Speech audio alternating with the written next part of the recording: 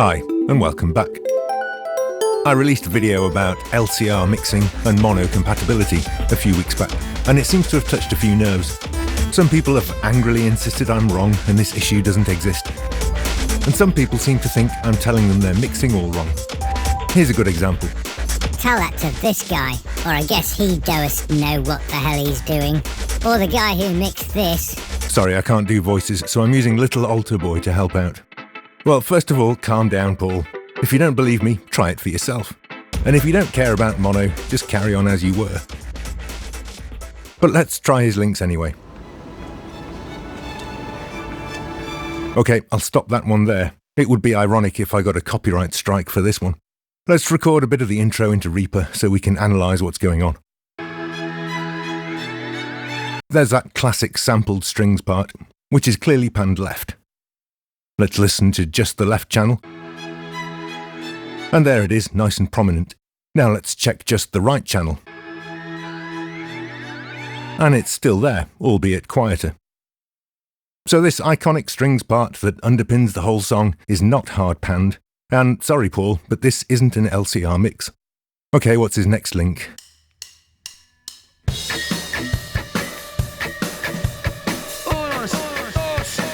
This is more like it.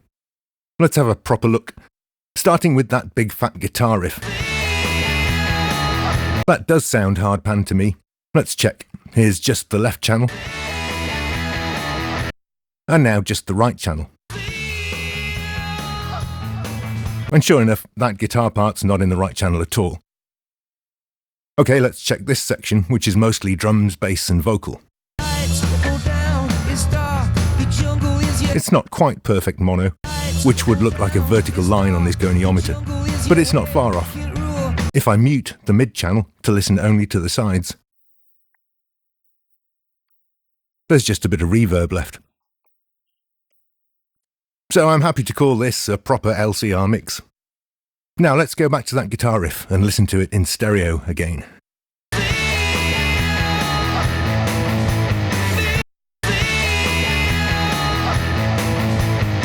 The guitar is gloriously loud. The riff is the dominant element of the mix when we listen in stereo. Let's try in mono. And now the guitar sits back with the bass. Back in stereo. And mono.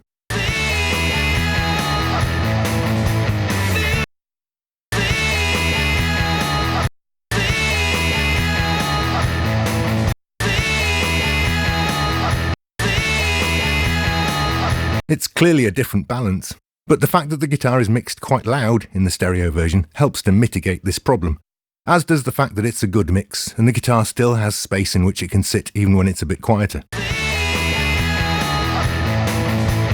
But nevertheless, the louder guitar in the stereo version makes the mix sound much more aggressive and in your face.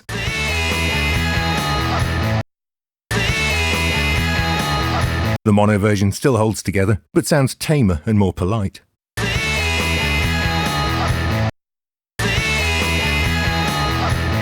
So all I can say is, thanks Paul for such a perfect example of the issue I was trying to demonstrate.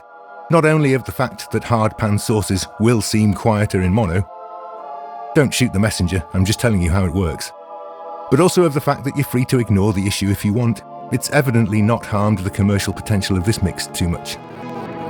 And that's all for today. I'm aware that many of you are waiting patiently for a how to mix in stereo without sucking in mono video.